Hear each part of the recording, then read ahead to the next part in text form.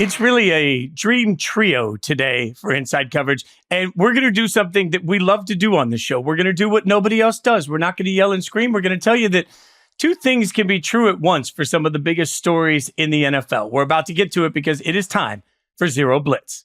All right, we got so much business to get to. We are at the beginning of Zero Blitz. He's Frank Schwab. She's Jori Epstein. I'm Jason Fitz. But before we get to any of the fun here, a couple of things. I've got some news I got to get to for the company. Before we do that, Jori hasn't been with us for a few weeks. So, Jori, how much, on a scale of 1 to 10, how much did you miss Frank? Oh, okay. So you caught me off guard without asking the question of both. I'll go solid 9. Okay. I'll take it. Yeah. How much did you miss being on the show? Much, yeah. How much did I miss being on the show? Let's go 11. I never give you guys 10 for being on for like how the show went. So I feel like you guys deserve a little bit extra today. Or maybe I'm just coming back really refreshed and everyone's getting a curve. Frank, I cheated on you with C-Mac because you've been like Frank and I at this point we're swingers, I guess. We're in an open relationship because every time I turn around, one of us is working with somebody else. But C-Mac was on this show last week, and Jori, I told C-Mac that you never give us a 10 for your appearances. He gave me a 10. He said that you're grading too high. Over. Yeah, well, yeah, he really sucks up a lot. Yeah, I don't know. I don't know that I'd buy that, but we'll try to get Jori on board. Did you ask him about 10. the time that he ate 89 McNuggets in an My hour? God. Because Frank and C-Mac discussed that on a recent podcast, and I still think about that most days. How long did it take him to do 89? I think an hour. Hour? That's a solid, 1 1/3 nugget every minute? Like, quick math? I mean, that's a lot of hot mustard sauce right there. I'll tell you that. You can't sauce that many nugs. Like, there's no way. You just got to go. You just got to eat. Yeah, you just got to eat. You don't got time. Yeah. All I'm saying is next time you guys have C-Mac on the pod or listeners tweet at him, ask him about this because I think it needs more publicity than it's getting.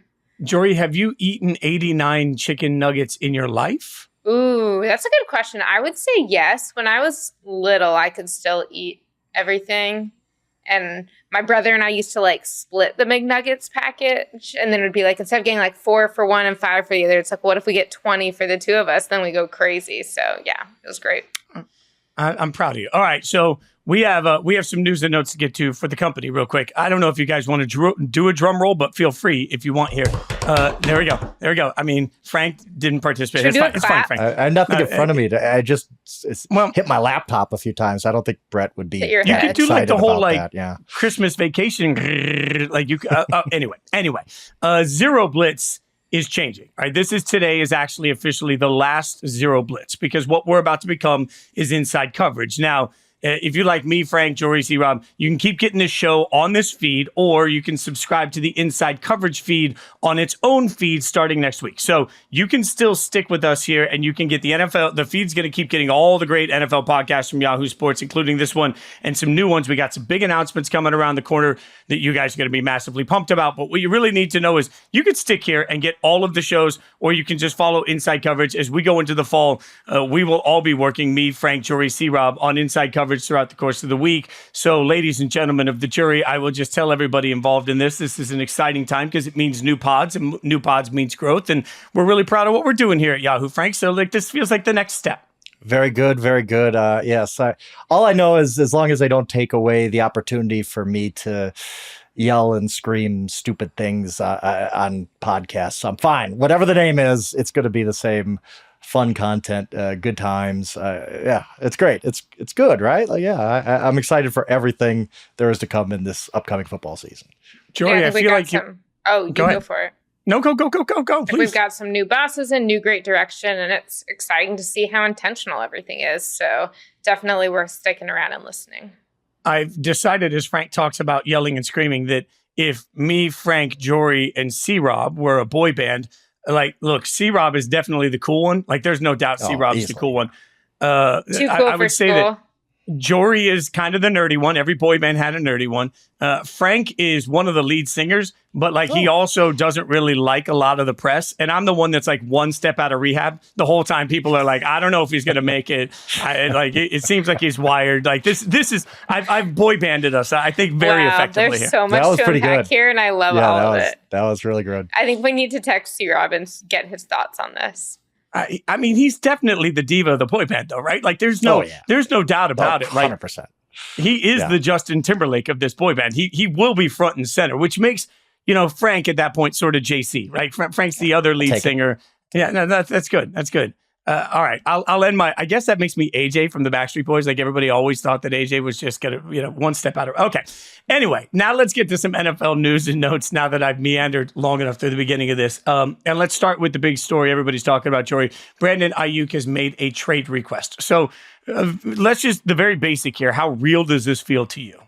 Yeah, it's funny. I was reaching out to some sources around the league yesterday when this broke, and I was kind of like, is it just me, or do the 49ers have more trade requests than the entire league combined? It just feels like there's always someone out of San Francisco requesting a trade.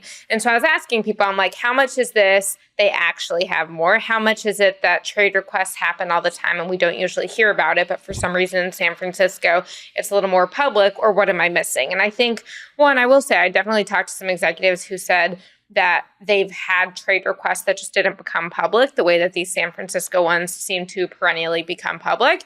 The other thing I'll note is you have some teams where it's like they'd be so happy to have a problem like that with like a good player who wants a contract and is begging for it, but they don't have that degree of talent. San Francisco consistently year after year has a ton of talent, which means you got to pay a ton of talent, and then someone's getting paid but someone's not. And so there's more of a, hey, we know that there's not enough pie to go around for everyone and we want to do something about it.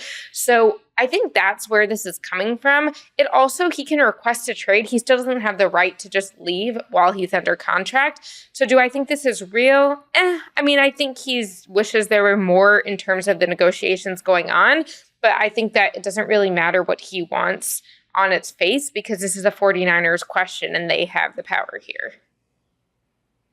Yeah, I mean, I always say, like, everybody freaks out when they hear trade requests. Like, oh, where was he going? He's got to go. Just because you put in a trade request doesn't mean you're going to get traded. And I think that's specifically what's happening here. 49ers probably listened to his agent and said, cool, your trade request has been heard and you're not going anywhere. I mean, if I was, me and Fitz, we dabble. If I was setting a line on this, I would say the 49ers are like minus 400 to have Brandon Aiyuk on opening day. Yeah, somebody could come along and just offer them the moon, right? Like at that point, San Francisco would say, oh, well, okay, sure. Like that would make sense. They're a Super Bowl team. Brandon Aiyuk is one of their, 5 best players. I don't think that they win a Super Bowl without Brandon Aiyuk this season. And Brandon Aiyuk is getting paid $14.1 million. It's not like he's just going to skip town and not play football. So he doesn't have any leverage. The 49ers probably do not want to trade Brandon Aiyuk and get nothing in return for this season. You're going to get draft picks that are in 2025, which great, but doesn't help you for this season within your Super Bowl window. So I think they just sit down to Brandon and say, look, I know you're not happy you didn't get an extension. That stinks. The best thing for both of us, you ball out, we win a Super Bowl. We'll figure out what happens next offseason. Or they could still franchise him and make things really uncomfortable. But I just don't see there being any other realistic way out of this situation other than, hey, Brandon, we're sorry you're unhappy, but you got to play for us this year, and let's try to win a Super Bowl together.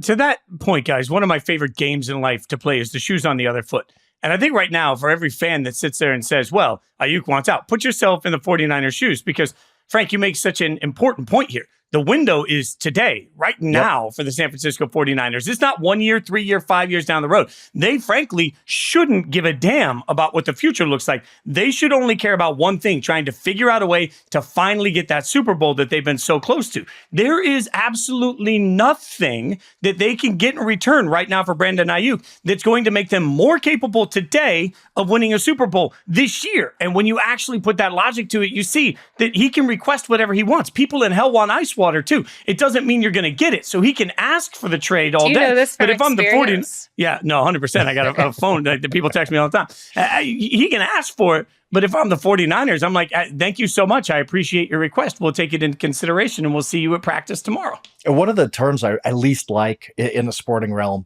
is, well, they're going to let him walk and get nothing in return.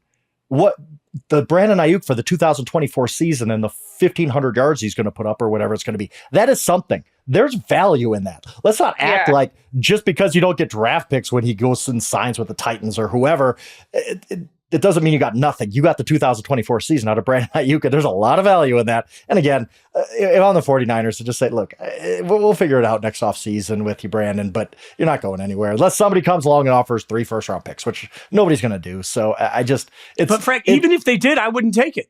You can give me three first-round draft. Oh, 3 first? Yeah, I'd probably go for that. But, I mean, I'm saying in a realistic offer, nobody's going to offer you what you want. And, I mean, it kind of is what it is. Now, the one thing, I will say this, and I don't know what Jori thinks of this. The one concern you have is Brandon Aiyuk is unhappy and doesn't play well. We might have saw that with T. Higgins last year. And all of a sudden, week 7, you have a minor hamstring injury, and it's like, no, you guys didn't extend me. You guys didn't trade me. I'll see you in a few weeks. I'm not risking myself. You can come across that where guys are unhappy. They're not going to maybe, and I'm not trying to question Brandon Aiyuk's professionalism or anything like that. I'm just saying you see it where guys are unhappy and all of a sudden the chemistry's bad and you're not really all in for this team you're playing for, even though you're getting $14.1 million to do so. That is the one concern. That's the only concern the 49ers have, is that Ayuk's head isn't really in it because his feelings have been so hurt over this. And I get that too. Like, he's seen guys making $30 million a year twice. He's earned that. He is one of the best receivers in the NFL, period. But at the end of the day, you just got to kind of play through it and try to get the bag next offseason. Right. And I think that this is one of the reasons that the NFLPA says, hey, what's the deal with this rookie wage scale and can we eventually change it? Because Brandon Aiyuk is this classic example of, technically, his rookie contract as it was when he was drafted and when he first signed it has run out. He's played the 4 years. He was a first-round pick. He got that. But then the Niners pick up the 5th-year option. So now he'll play this year on the 5th-year option. Well, they can still franchise tag him twice. So they have control for 3 more years. Now, will they use that? Will it get more expensive? The irony of it is because the receiver position has gotten so expensive, it actually might not be a bad financial decision to do the franchise tag, but you have to take the cap hit and you also have to realize that a guy's not going to be happy, and how long can you live with that for? Brandon Aiyuk will not make the most money in 2025 by being mad this year. But like you said, there are some emotions. I also think we need to just keep in mind and say the obvious, which is that if the 49ers do not have Brandon Aiyuk on their roster in 2025, it's not because he's not a great player. It's because, 1, they already paid a receiver in Deebo Samuel a lot of money.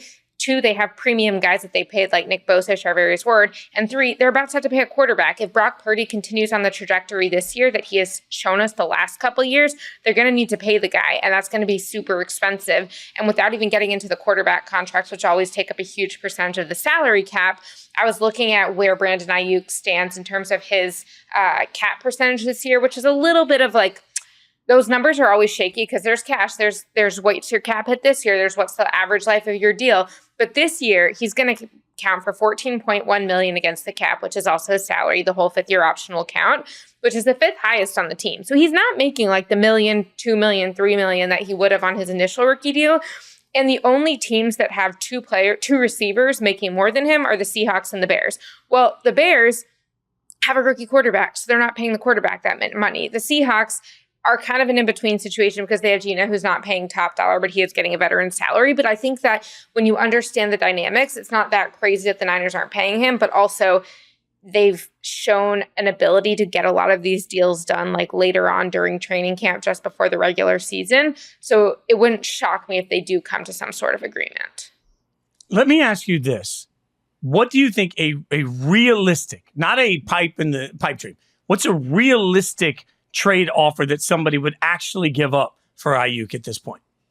See, it's a good question, and I'd have to go back and look at it. But I think the bigger thing is, to me, it's less about just his value and more about why are they giving it up. Obviously, Washington is a team that has made a lot of headlines in terms of could they want him. He's really good friends with Jaden Daniels. They need a receiver.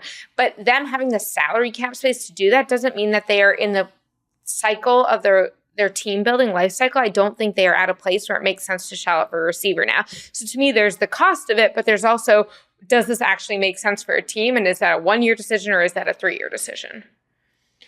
I just look back because I just thought of Devontae Adams. It's not apples to apples, but it's pretty close.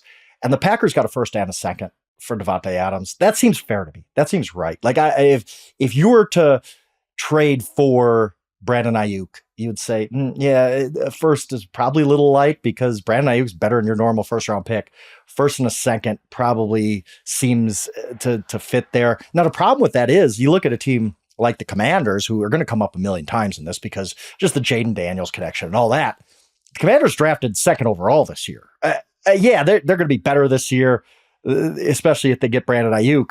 But are Commanders really giving up their first round pick next year and worrying it's going to be in the top 5 again? I don't know that they do that. So it's going to be, it would be very complicated, but I think realistically it's a first and a second. Same as Devontae. They're both equal, not equals, but similar players at this point in their careers. So I would say first and second. And if I'm the Commanders, I do consider that. Why not? Like, I know that they're a rebuilding team and all this. Brandon Aiyuk helps you a ton. He is, look, maybe I've just drinking the Matt Harmon Kool-Aid too much on Brandon Aiyuk. He's been a Matt Harmon favorite for a long time, our colleague. But I think Brandon Aiyuk is legitimately within the top 15 receivers in the NFL, maybe the top 10. And a guy like that would help Jaden Daniels so much that it's worth the picks. But yeah, I get it. These teams giving up those kind of picks it's hard, especially for a rebuilding team. I think that's the biggest confusion I have of the way this all goes down. Because in my mind, giving up a first and a second makes a ton of sense if you're in a Super Bowl window and you think Brandon Aiyuk is the guy that puts you over the top. Problem is, when I look at teams in the Super Bowl window and I ask, well, who would want to give up a first and a second for Brandon Aiyuk? The answer to that doesn't appear to be the Bills. Like, they've told you pretty clearly they don't think they need that. The answer to that isn't the Dolphins. The answer to that isn't the Bengals right now. The answer to that isn't the Ravens. Like, I got one for you. I got one for you, Fitz. Who? The Detroit Lions, who have the 3rd most effective cap space right now. So you could pitch this. Look, I get it's a little crazy, but you're the Detroit Lions. You're finally in a Super Bowl window. Why not get a little bit crazy? You pitch Brandon Aiyuk on, we're not going to give you a long-term deal, but we'll give you a raise. We'll give you $25 million this year. But that'll make you happy for a year, won't it? And you just figure it out in the offseason. After that, like, I think if you're YOLO and you're the Detroit Lions and you really don't have a number 2 receiver, Jameson Williams is there. I like his potential, but he hasn't done it yet. He's a different type of receiver than Brandon Aiyuk, obviously. If you tell me that a team is going into the season with Amon-Ra St. Brown, Brandon Aiyuk, and Jameson Williams, and Sam Laporta in your passing game, I like that a lot. And I don't care what you give up in the future if it's even for a 1-year rental. The Houston Texans just did it for Stephon Diggs, and they changed his contract to make it just 1 year. Why would it be that much different if the Detroit Lions did it? Now, I don't know that the 49ers would necessarily be like, sure, we'll give Brandon Aiyuk to the Detroit Lions, a team that should have beat us in the NFC Championship game. But we're getting crazy, right? We're talking about what would be the most fun. What Super Bowl contender should just be like, we don't care about these picks in the future. We want to win this year right now.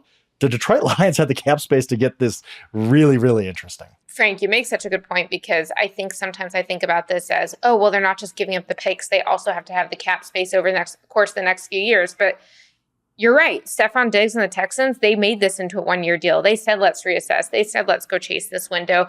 Because I was actually surprised when you said the Lions have that much cap space, but I think it's because even though they're doing these extensions, they're not taking the big hit of them now. So I don't know that in 2-3 years, they'll still have enough cap space to get Aiyuk where they want to, unless they're just doing a lot of funny money and voidable years and all of that.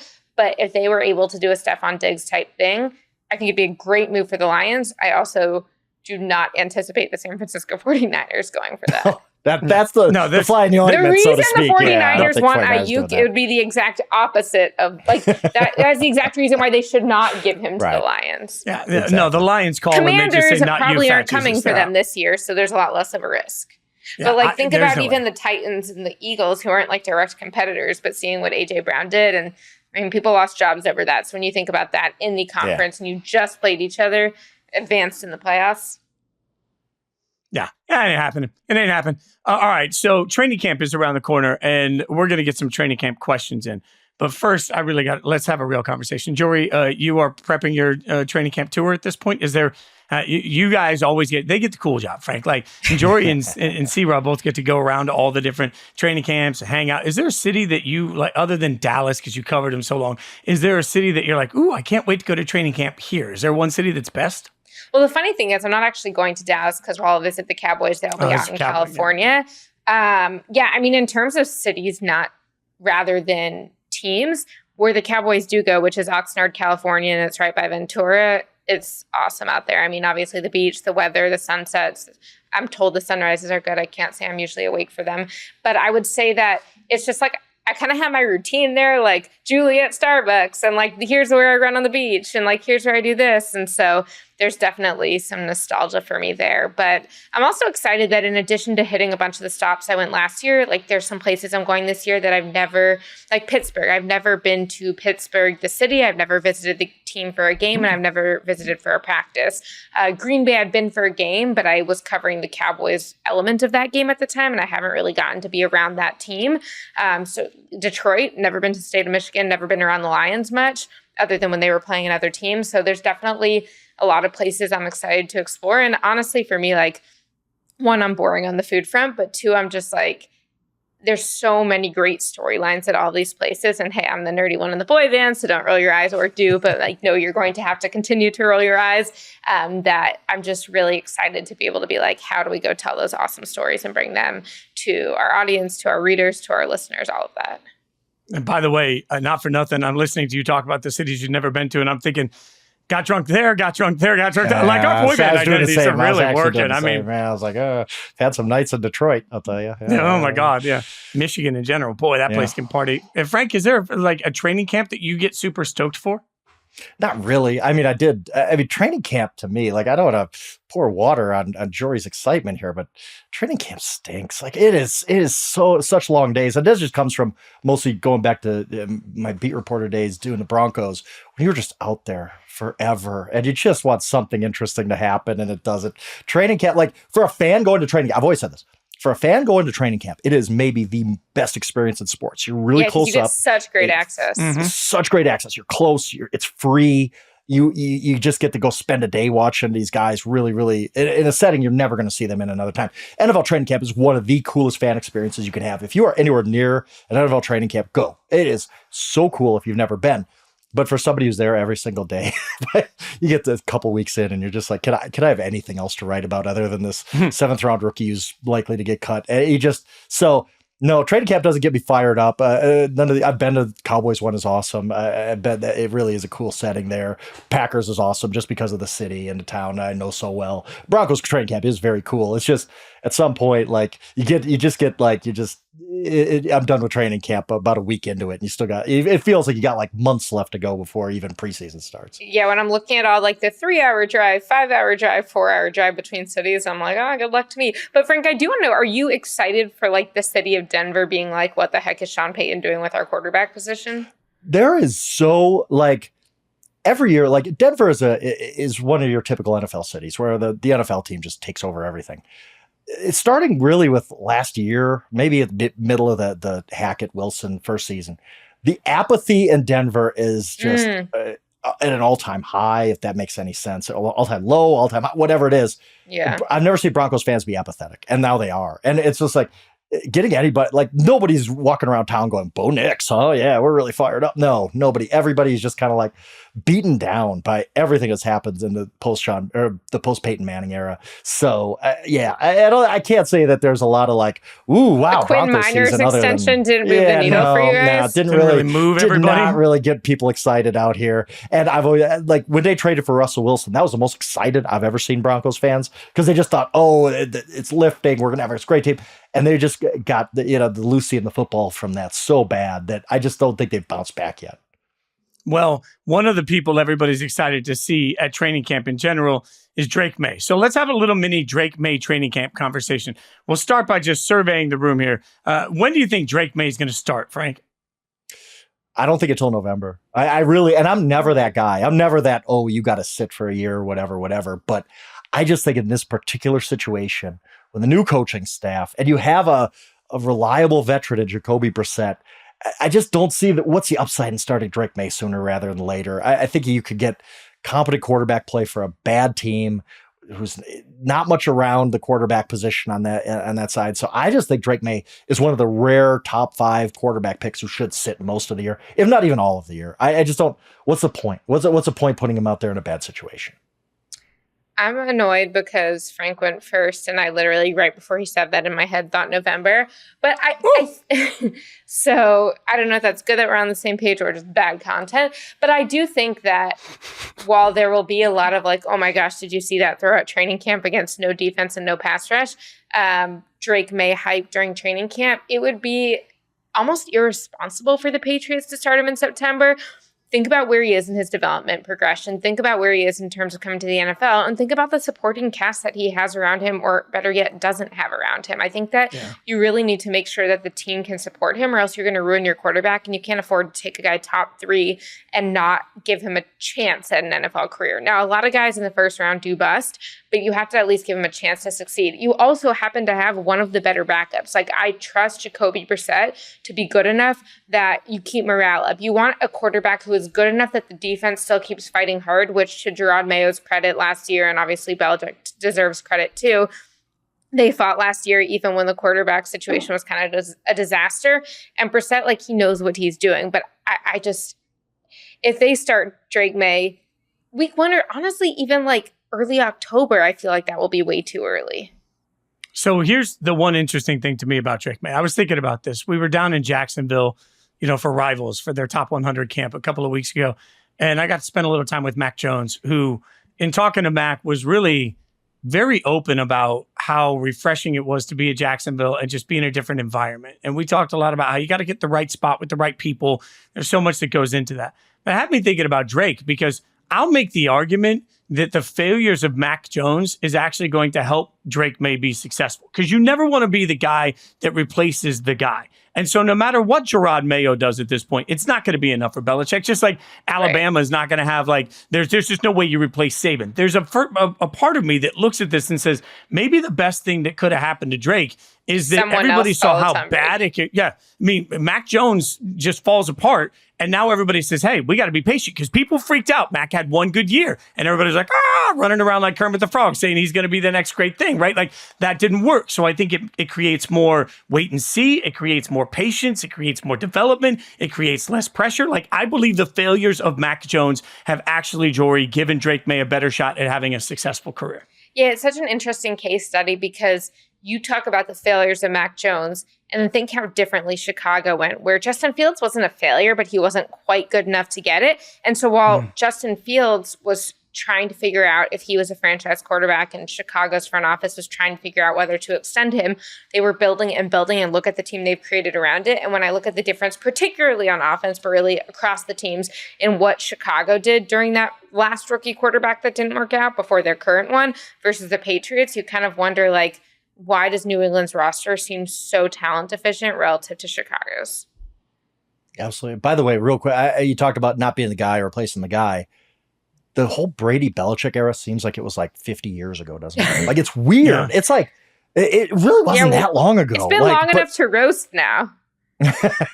Indeed, right? It just seems like I wrote that line in a Patriots preview where it's like, that era, even though Belichick was on the sideline last year, that era seems like a million years ago. It just goes to show how fast the NFL moves. It just moves at light speed. Well, also, there was another dynasty ready to step in and distract everybody, right? Yeah, so, true. Like, the Chiefs coming in and having such a mirrored coach quarterback success, I think, plays into it. All right, let's get one more interesting training camp question in. And I'm going to throw to Jori here, because she just said she's going to Pittsburgh for the first time. How much noise do you think Justin Fields is actually going to make in this quarterback competition this offseason?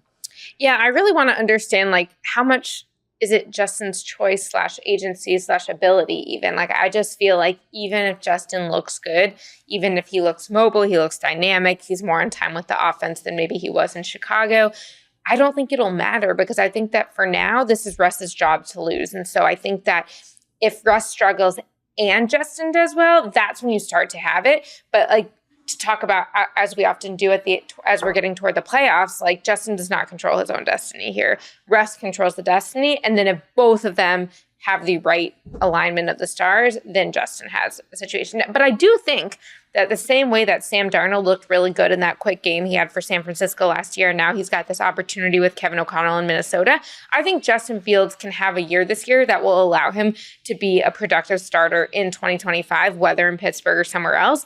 But I don't think, especially during training camp, that assuming guys stay healthy, assuming Russ doesn't look crazy bad, which based off Russ's history and also based off how light training camp is, I just don't expect to happen, that Justin will have much of a chance. Frank, what do you think? I mean, the theme of the show today is two things could be true. So I'm going to kind of jump the gun on this with this conversation. On one hand, I sit there, and I've said this on podcasts before when we've talked, I think about the Pittsburgh Steelers situation, and there's just no upside to starting Russell Wilson all season. Unless you're in a playoff race all year, I get it. he is not your long-term answer. Almost the worst thing that could happen is Russ has a pretty good season, and then you're like, well, what do we do? Do we pay this guy $40 million a year for at 37 years old? It just doesn't make any sense. Whereas Justin Fields provides some hope for the future. I'm not off of the Justin Fields could be a solid NFL quarterback bandwagon. I think he's got a long way to go, but I still think he shows enough that you're like, if you could just take these steps, he could be really good. And I think that the Pittsburgh Steelers would have to look at it like, Russell Wilson's on a 1-year, $1.2 million deal, and he's 36 years old. What are we doing? We're not beholden to this guy in any way. But having said that, there has been no drumbeat for Justin Fields challenging Russell Wilson for this job. Whether that's Justin's fault or just that the Steelers don't want to invite a quarterback controversy, so they're putting out that word. But everything from Pittsburgh Steelers beat writers all summer was Fields isn't close. I have to trust that. I have to trust that right now, that if it's not close, I don't know that Justin Fields could really, close that gap by week 1 and start, which I thought he could have a couple months ago. So we'll see, but I really don't think Justin Fields is going to create that much of a wave in August to where he could start week 1. See, I think, look, I'm just going to go on record and put him on the line here. I think Russ is completely washed. I don't think Russ is going to be good. And the other part of it is I'm being asked by the General Football Society to accept that Sean Payton is a genius that can get more out of quarterbacks than anybody else. So he can take Bo Nix and make him great. Okay, well, if you want me to buy that side of the article, then you also got to allow me then to turn around and say, okay, well, with this brilliant genius head coach that can get more out of a quarterback, it wasn't good enough. Now he's going to go to Arthur Smith, who has been fine. He's a very good offensive coordinator. But what do those chops look like? What does that development look like? How does that play in for us? Like, I think Justin Fields comes out, plays pretty effortlessly in this game, in this preseason, and wins the job. Like, I would be stunned if Russ is playing throughout the course of this season. I would too. I'd be shocked if Russ makes it 18 or 17 games. Like, again, what's the upside? I think I'd say 2 things. One, I don't think that Russ was terrible in Denver. I think Russ and Sean Payton were such a bad personality mix that didn't work. And so I think that Sean can do a lot with quarterbacks when he wants to. And he made very clear with Russ that he didn't want to. I think on the Justin front, I still think Justin's super talented. I still think he has a lot of upside. I think a big part of what sunk him in Chicago was the lack of talent around him, because even the best quarterbacks, unless you're Patrick Mahomes, and even then, think about the offensive line moves that they made after they lost the Super Bowl to protect Patrick Mahomes, who is the best quarterback in the game right now. I think that if you are to say, well, Justin didn't have the talent around him in Chicago to do what he needed to do, so now let's give him another chance, I don't think he has the talent around him now in Pittsburgh, particularly on offense. So I struggle to see how he is going to be able to get there. And I think also, if the Steelers are so set on they saw enough in Russ to acquire him and to let him take the tent pole, as Omar Khan likes to say, in the starting position, I don't think they're going to be able to see enough in training camp to disprove themselves. In the season, perhaps, but in training camp, I don't think so. I think it's going to rear its ugly head throughout the course of the year, though. We do take Mike Tomlin and his ability to handle wild chaos almost for granted, so I'm sure he'll figure out the right solution. Okay, see how we just did that? Frank teased it a little bit. We told you 2 things can be true at once. When we come back, we're going to run through some of the biggest storylines in the NFL, but instead of yelling at each other like we're on a bad TV show, we're going to tell you why maybe both sides are actually kind of right on a lot of these topics. We'll do that next. I love the concept of 2 things can be true. Like when I worked at ESPN, I always said the reason the show was called First Take, it wasn't called First Nuanced Conversation, right? That's not the name of the show. On these shows, we like to take a look at it and be like, hey, maybe the truth lies somewhere in the middle. So we thought, based on something that Jori sort of lives on all the time, a flag she has planted, a pillar in the way she does her business. 2 things can be true. Like in the South, we like to call that Mike could. Somebody's like, hey, can we get this done today? Like, I don't know, Mike could. Like 2, then maybe, so we're taking the maybe 2 things can be true on all of these things. So let's start with the world champion Kansas City Chiefs. And I'm just going to, Jori, I'm going to pose to you 2 different angles of this, and you tell me how they can both be true. How is it possible that the Chiefs could be better this season than they were last year, but then also the Chiefs will not three-peat? Yeah, I think before I get to the answer, I just want to say I'm pumped we're doing this segment. I hope it's a segment we keep. Last week we were on a call with one of our bosses, Matt Efford, and he said that when you think about segments, think about your verbal tics, think about things that you say all the time. And I'm like, immediately I just put in my notes, like 2 things can be true, or both of these things can be true, because I feel like what drives me crazy in a lot of sports talk, and maybe I'm just I don't know, not cut out for it because a lot of people like it, is these, well, this is the answer. Almost never is that the case. There's usually room for nuance almost everywhere. So yes, I totally agree. And I think from the Chiefs standpoint, the offense has to be better, right? Remember how bad the offense was last year? Remember how much it struggled? Remember how Mahomes didn't have anyone to throw to? I know that they've had a gazillion off-field issues this offseason. I still think with Xavier Worthy that should be better. I still think that Andy Reid's going to be like, oh, here's where I wasn't 100% last year in my scheme. And I think the defense should be really good. Yes, they lost L'Jarius Sneed, but also they got Chris Jones back. They've got enough of that foundation of the defense that I think that they should be a more balanced team. And it's so funny going back to what Brady and the Patriots did is the number of times they'd be September, October, and they'd be like, ooh, that doesn't look good. Did they finally lose it? Did they finally go off a trail? And then late December, they start rounding into form. January, they're looking really good. And what do you know? They're hoisting another Lombardi in February. I feel like we could see that. Now, I will say, even so, a lot of times it wasn't quite to the Lombardi for Brady. It was more conference championship. So I do think that Mahomes is going to go to another conference championship. The guy literally has never not made it to the AFC championship in the years he started. But there's so much variability in the game. And I remember talking to a general manager a few years ago who said, hey, yeah, if we were basketball, if we were 4 out of 7, then the best roster wins. But this game is so much of a game of variability because let's say you're going to win 4 out of 7 times. You have one game in NFL playoffs. And so to make it to the Super Bowl, much less win it, requires health, requires luck, and requires more than just talent. And so this good team, probably not going to win the Super Bowl. Yeah, I will say, Jori, this is the answer. No, I didn't. You just I know you hate that, so I was. You guys are good at the takes. I'm just never convinced enough in a single take to want to go out on a limb for it. No, I agree with everything you said, and mostly that if you're giving me the field versus the Chiefs, I'm going to take the field every time. And it's, how can you bet against Patrick Mahomes? Well, I did 4 times last year in the playoffs. Didn't work out well, but it just goes to show that this Chiefs team wasn't really good last year. It was fine. They were good. I shouldn't say they were good. They were good. They were not great until they had to be great really in the Super Bowl and the AFC Championship game and all that. It's one of those that there's, like you said, so many variables in the game, and there's so many teams that I think have improved in the AFC. I think the AFC is really, really deep again.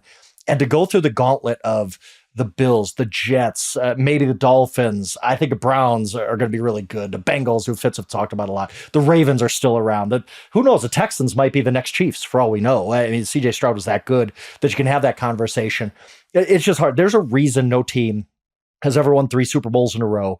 And it's just because in a single game elimination, it's hard. I think the Chiefs are much better this year. I think they figured out the receiver room. I think Rashee Rice at some point is going to play football this year after a suspension, which is inevitable. I think the defense is good. I just think, as weird as it sounds to say about the Chiefs, I think they're more confident too. They say, look, we had our issues last year. We still won a Super Bowl. Nothing's going to stop us. So I do think on paper the Chiefs are better, but I don't know. It's just hard. It's hard to do this year after year where you never get tripped up. You never have a bad day. The Bills have been one of the best teams of football, but they just happen to have a bad day or make the wrong decision with 13 seconds left and don't squib kick it or whatever it is. Just outside. Yeah, or a kick goes just outside or, all these different things that can happen in the NFL postseason have just not happened to the Chiefs. Credit to them. They've earned their breaks. I get that.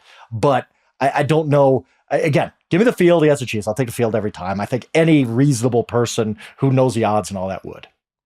I think part of this, though, comes to, because you're right. Everything you guys just said is really smart and well broken down. For me, it's that number, and I don't remember what the exact record is, but if my memory serves me correctly, Patrick Mahomes has lost 3 games in his entire career by more than 1 score. I think that's what we were running with last year. So you think about close games and wherever that number lies. Again, Frank and I, as dabblers in the art of gambling, will tell you the number of times you'll sit there and watch somebody, and even if you're betting on flipping a coin and it comes up heads 5 times in a row, there's going to be a whole group of people that say, well, now it's got to come up tails because it's been heads 5 times in a row. Or there's going to be a whole group of people that's like, well, it's been heads every time. But the reality of it is every single time you got a 50-50 chance. Anytime somebody sat at the roulette wheel and they look up, I was sitting at roulette in Cincinnati 2 months ago. And the guy that walks up to the table, he's like, 31's hot. And the dealer looks at him and is like, every single roll, the odds are the same that you're going to get one of these numbers. No number can actually be hot. Like, there is some element to me of, if you've spent your whole life winning close games, that's part of what makes you incredible. But that's part of why I look at it and say, man, it only takes one weird day for you to not win a Super Bowl. Like, it takes one off day where Allen or Mahomes, Allen, I should say, or Burrow finds a way to get through, and all of a sudden you don't win a Super Bowl. So I agree. I think they are going to be better, but it's just such a crapshoot to win that game. You think of some of the games, like, I mean, with James Bradbury doesn't get a holding penalty in that, and the Eagles get the ball back, or San Francisco doesn't have a punt bounce off of one of their blockers and the Chiefs recover. Like, and I'm not saying the Chiefs are lucky, but they have gotten some breaks. I mean, better to be lucky than good, Frank. Helps to have Andy Reid and Patrick Mahomes. I get it, but yeah, the roulette ball's fallen on 31 for them a lot. Let's put it that way. Right. Like, and also let's think about it. The likelihood that Patrick Mahomes and Travis Kelce and Chris Jones always stay healthy. I get that Mahomes has done a lot, even with ankle injuries through the years, so you can make that counter argument.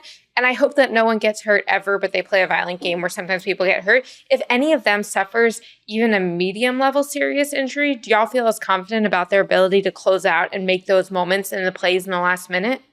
Right. And no. Mahomes, I was there when Mahomes' knee was on the side of his leg in Denver when he dislocated his knee. And that could have been a season ender. And it was like, oh, no, he's Patrick Mahomes. He's Superman. He's going to be fine. It'll be a week. You're right, Jori. Like, injury luck factors into this, too. Sometimes the Miami Dolphins last year caught a ton of injuries at the end of the season. It didn't finish the way they wanted to. What if all their pass rushers stay healthy? It might be a different story. Right. We don't know. But yes, a lot needs to go right to win a Super Bowl for any team, even the great Kansas City Chiefs. And look, nobody thought that Mike Tyson would ever lose, and then Buster Douglas came along. It only takes one day. So, always take the field. Let's look at another big training camp story. It's about Trevor Lawrence. So I'm going to give you, Jori, the two sides of it. You explain to me how they can both be true. Trevor Lawrence is overpaid, and the Jaguars had to pay Trevor Lawrence. All right. When you think about the Jaguars, like, even forgetting all the advanced analytics, like a casual fan or a fan of football, but who's not watching every single game of teams that aren't their own, it's like, what do the Jaguars have going for them? The answer is Trevor Lawrence. They need Trevor Lawrence if they want any chance of turning this down. Like, think about the generational prospect he is. Think about what he's done in parts of his career. Now, again, they kind of screwed him by giving him Herbert and Meyer the first year. He's had injuries. There have been different things. I think the funny thing is, it can be true that you need a guy and he's overpaid. I'm actually not sure I agree with this one. The reason being that overpaid is such a loaded term when it comes to contracts in the NFL, because if you're saying he's overpaid because he is making more than guys who have done more than him statistically in the playoffs, won a Super Bowl, all of that, yes, I agree. I also think that if you want premium positions, almost every agent and player are only going to take market value. And so I think it's hard to say just overpaid, because you are what the market says you're worth, and the market says he's worth this. That's very fair. You're right, because worth is only what someone is willing to pay you, and the Jaguars were willing to pay him $55 million a year. And if Trevor Lawrence hit the open market, he probably gets even more than that, because quarterbacks just don't hit the open market. But I think in terms of just discussing what he's done in his NFL career versus what he's paid, now it's like, the Jaguars are betting on potential here. And I get it. Look, there are people out there that will just die on the hill that Trevor Lawrence is a great quarterback and the Jaguars have just done him wrong. And they might be right. Like, you see it sometimes. Once in a while, Trevor Lawrence will make a play, or he'll even have a few game stretch where he looks like the Trevor Lawrence we all thought he would be.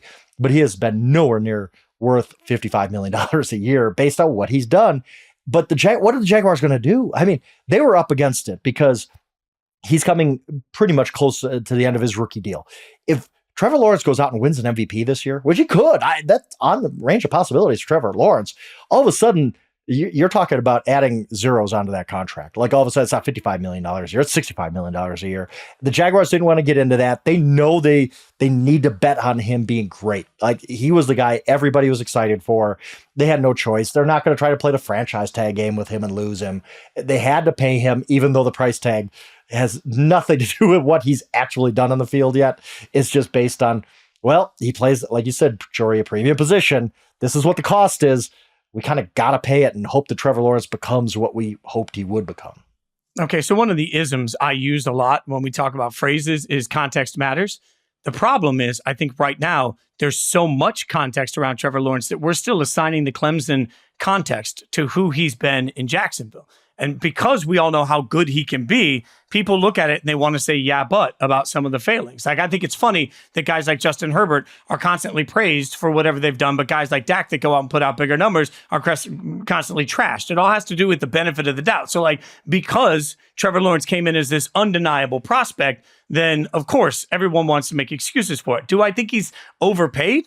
Probably in the grand scheme of things, but there's 4 words on why they had to pay him: Aiden O'Connell and Gardner Minshew. Like, sometimes you're like, I'm going to press, that's 4 words because O'Connell, I used and in the middle. Aiden O'Connell, Gardner Minshew. There we go, Jori. Like, what you don't want to do is wake up one day. Nerdy band person over here does not agree with your count of 4.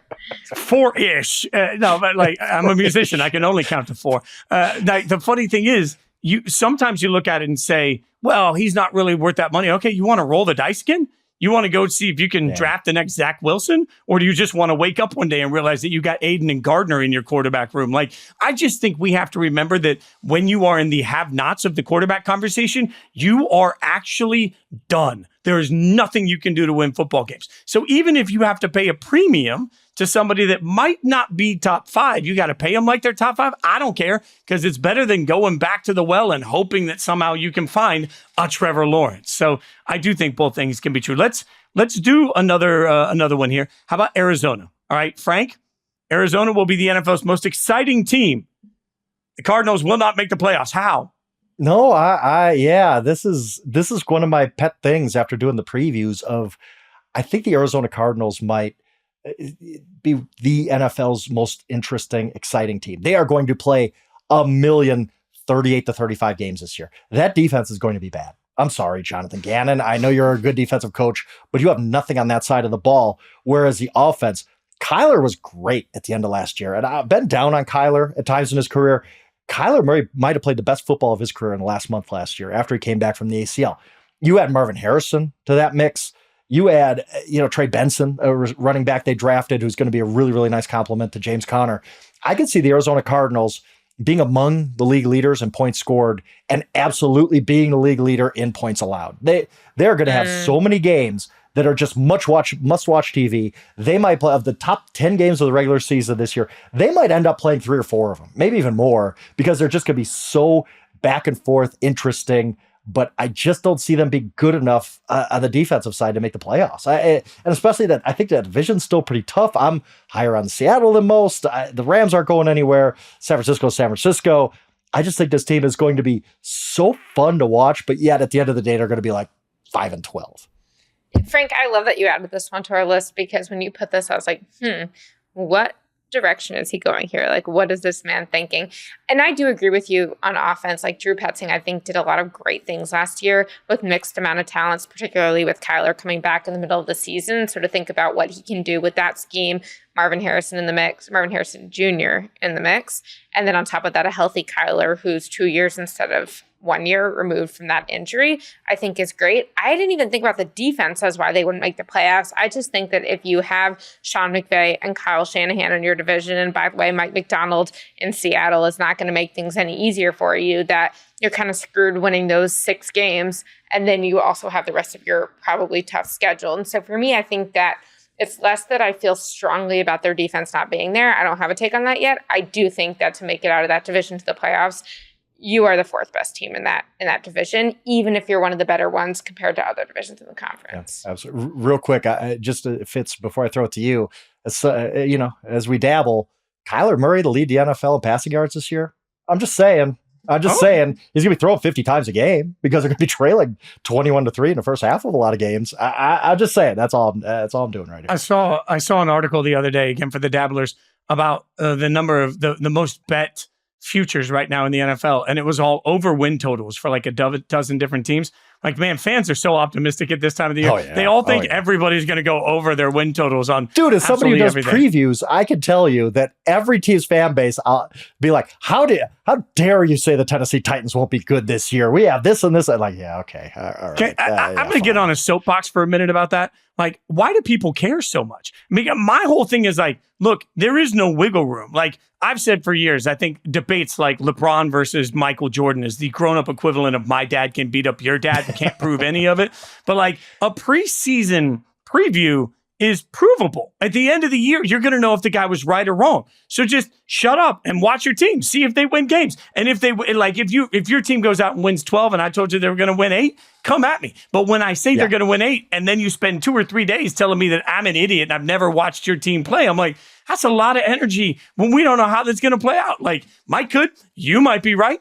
I might be right. We don't even know yet, Frank. By the way, Fitz, my favorite story of 13 seasons writing these previews, I had the Raiders dead last one year. Whatever year it was and I got an email back when we used to have the Shutdown Corner email. And it was, I swear to God, it was about 800 words. Just explain to me why I'm so wrong about the Raiders. You've never watched my team and blah, blah, blah. Again, they have 32. So there's a lot that he's just unloading on me, right? And I reply, I'm like, well, where do you think they should have been ranked? And he replies, well, they should have been no lower than 31.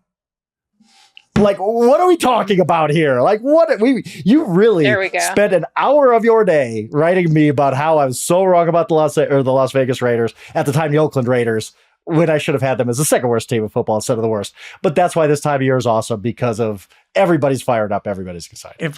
If I ever get carpal tunnel, it'll be from reading previews of power rankings where I just got to scroll all the way down to find the Raiders. Like it's never at the top. Like you never just get one mini but better scroll. the scroll than when you have to click to a new page. Remember how I used to do that all the time when it was like everyone wanted their clicks? It'd be like Slideshow, 32, next page, 31, next page, wait for it to load, 30.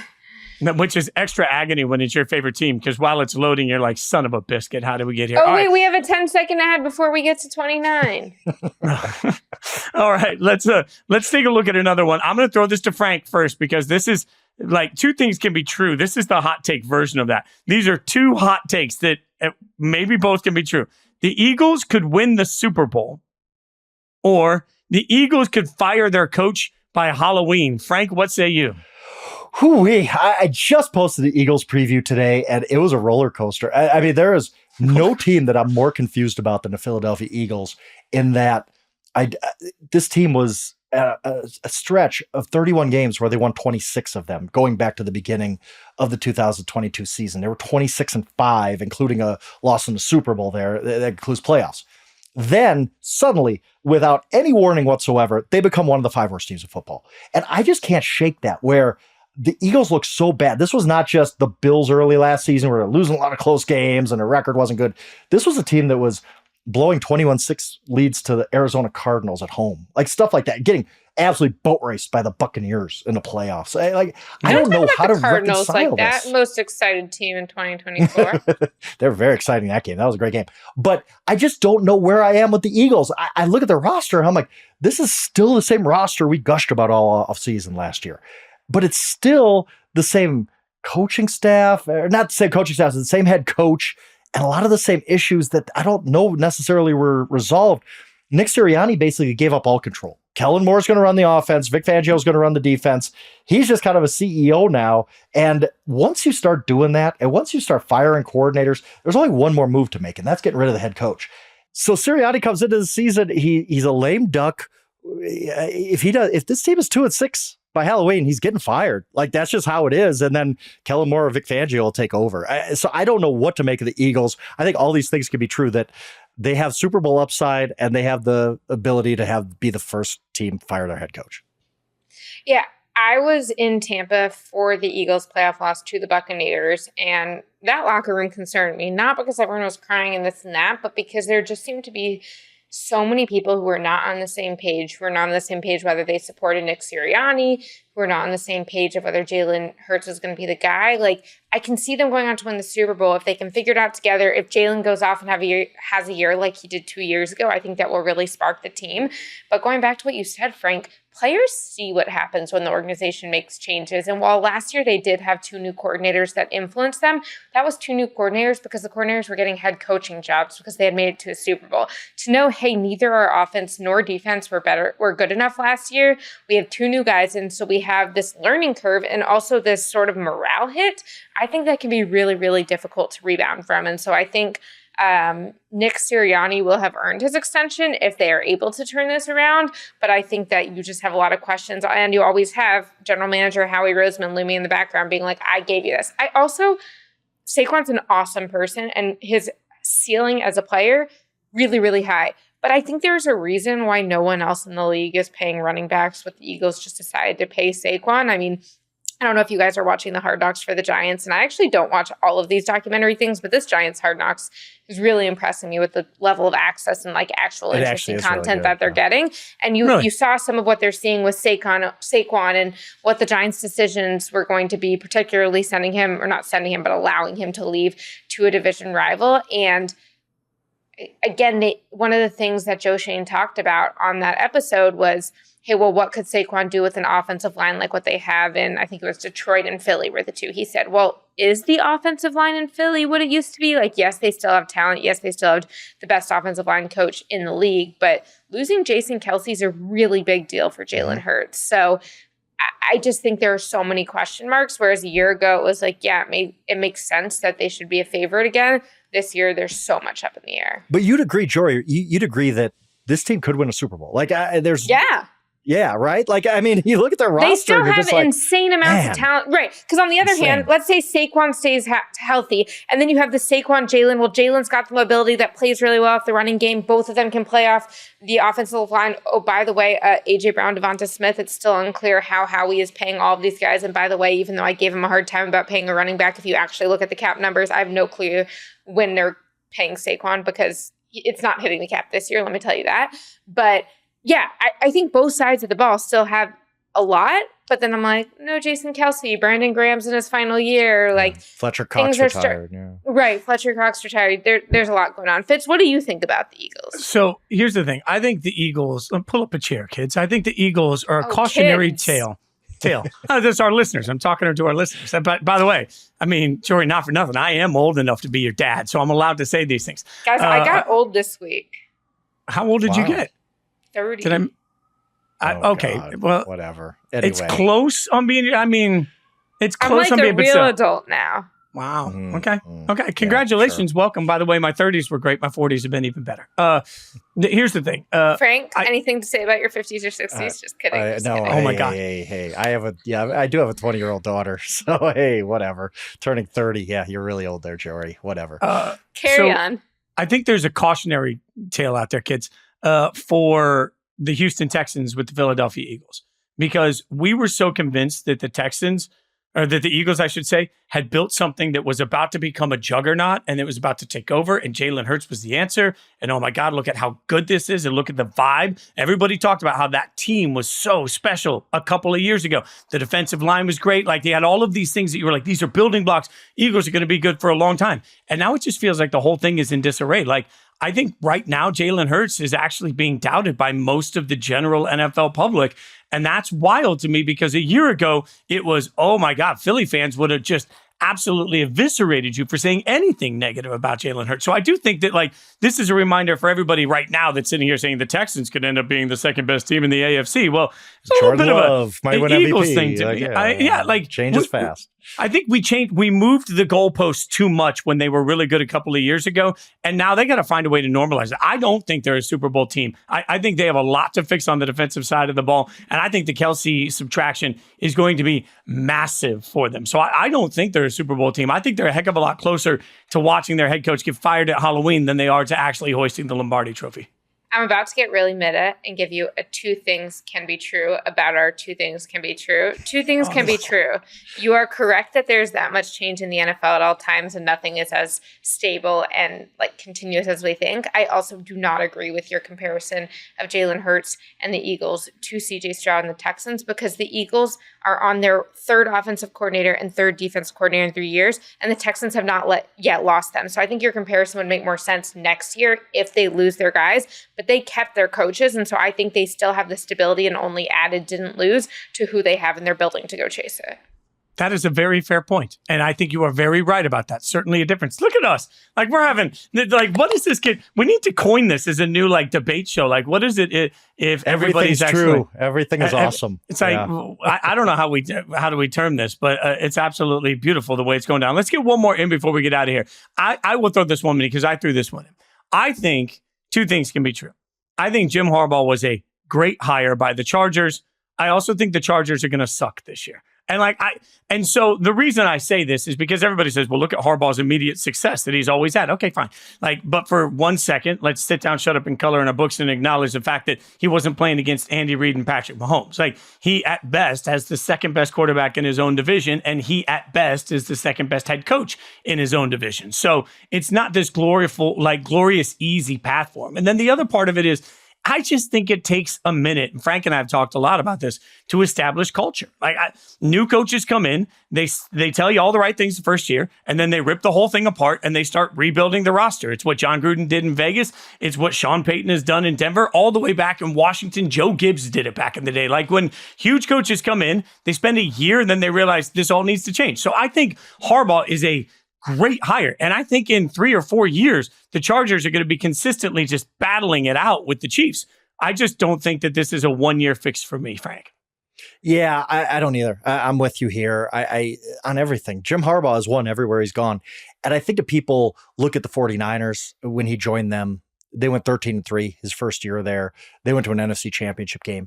But that team was set up so well to be successful right away. They had so many star players, and Harbaugh did a great job. Not taking anything away from him, but I don't think his Chargers team is really set up for that. They had a lot of salary cap issues they had to work through.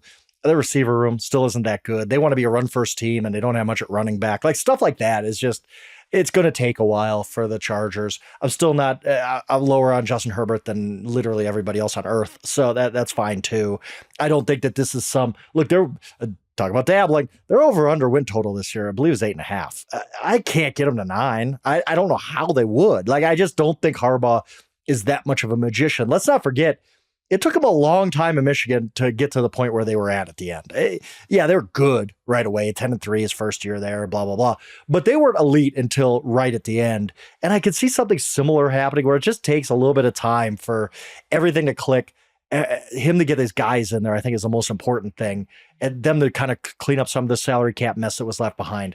I don't think the Chargers are going to be very good this season. I think they lose double-digit games, but that doesn't mean the Harbaugh hire was bad or it's a failure or anything like that. He will have them very good, just not this year.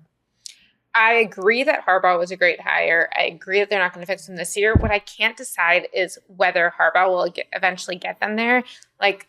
I'm more religious than superstitious, but I still just do you really believe that the Chargers can get there, that there isn't this curse? I mean, the Chargers, the Jets, maybe if the Jets win it all this year that we're going to be able to break that. But I think even if Harbaugh is great, something always happens to the Chargers. Yeah, I'm the guy picking a Lions-Browns Super Bowl this year, I think. So I may not believe in the whole superstition thing, I guess. I don't know. Whatever. Look, I appreciate the chutzpah of picking that particular Super Bowl. I don't think I could do that, my friend. Look, I think you're kind of right. I'm not superstitious. I'm just a little stitious. And I think there's some portion of me that looks at the Chargers and it's the injury bug every year, or just something falls apart. And it's the talent just doesn't mesh together. Ever. And so I do think that there's a little bit of I'll believe it when I see it, from generations, because certainly they had the talent when they had Phillip Rivers, and they had the talent when they had Drew Brees at the quarterback, and they had the talent when they had Dan Fouts as their quarterback. They've always had, and not always, but for the most part, they've been talented. It's never about that. If we were playing the video game version, the Chargers are a great pick. They're just not a great pick. Speaking of video games, Jori, you're out on the EA college football video game. I'm not even going to ask you. You're going to be what's a video game system? Okay, C-Mac tweeted about it this week, and I was I don't know what, about 12 years, 11 years, what is he talking about? And then he texted something about it, and I'm oh, this explains your tweet. Got it. Wait, is he playing it? He hasn't hit me up. I want people to play with online. You should, and Patrick Mahomes brought a TV for that in the Olympics. I know. Camp, so look, everybody's this one I'm going to do this weekend. I'm just going to hunker down and I'm going to start a UNLV dynasty. Frank, are we picking up the sticks and figuring out again how to manage a PS5? I've been more of a NBA 2K guy in the time I do have to play video games, but I might have to do this. We might have to figure this out, because I've never seen buzz like this for a video game. College football is awesome in the video game setting because you can run different offenses and you have the different teams and stadiums and stuff like that. So I might have to get on board with this, because I don't have it yet, because it sounds stupid. I've been writing previews. I don't have time to play video games. I've been writing the Houston Texans preview all day. So I might have to get on this. I've heard nothing but good things about this game. Jori, I'm going to need you to let C-Rob know that I'm hurt that he hasn't asked me to play. Or C-Mac. Oh, I think that's even worse. C-Rob's probably playing too, but you'd have to check with him. No, it's fine. You know what? Have you reached out to them, Fitz? I'd like to note that friendship is a two-way street. No, I haven't. No. You know what? I'm going to do tonight? I'm going to reach out to both of them individually. I'm just going to be like, hey, man, I hope you're having a great day. That's it. That's all I'm going to say. I just hope you're having a great day. A little passive-aggressive. I know. By the way, real quick, Tecmo Super Bowl greatest video game of all time. I'll die on that hill. That was... Jori, even you would like old enough to know, like, oh my God, wow. like that was the game changer of all game changers. But you had to write down the code. Like this is how, like back then, after you won a game, it would put up like a 30-digit code on the screen, and you'd have to write the code on a piece of paper because the next time they didn't have a way to save the video game. So next time when you came in, to be like enter a code, and that would tell the algorithm how to bring up where it was at the time. Like it's wild. You couldn't even save a game in the middle of it back then. Dude, now you play NBA 2K and like whatever old Bulls team you take, Jordan is wearing the Jordans he wore that season, like in 1996 or whatever. He's wearing Jordan 11s. If you would have showed 15-year-old me this, it just blew my mind. There's no way. All right, I'm going to get 2K, and then we'll play that online too, even though you never have time. Follow us on Twitter at Jason Fitz, at Yahoo Schwab, at Jori Epstein, and then feel free to tell us if you want to play one of us in any of the college football games. Exactly, also, one of us you get to choose too. Yeah, well, no, you can choose. I didn't say anybody would. Yeah, that's fair. And then our producer John Gennaro doing great work behind the scenes. Obviously, again, don't forget everything's about to change on the feed. Don't be surprised by it. Zero Blitz is going to roll into inside coverage. So after today, when you look at it, you're going to see everything in this feed, but you'll also be able to get to each show. And stick with Yahoo Sports. We got some huge announcements coming up on podcasts that you are absolutely going to freak out for this summer, or this fall, I should say, starting with football season. So be sure to check us out, rate it, subscribe, tell your friends, your family, your enemies. Thanks for hanging out with us. We'll see you next week.